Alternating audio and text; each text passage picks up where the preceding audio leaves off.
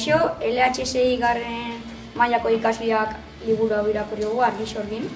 Argixorginen idazlea izan da Estibi Banko eta ilustratzailea Josebizki.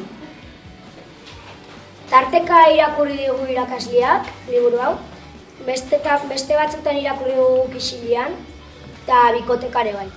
Liburu irakurri ondoren, literatur tertulia bat egin dugu.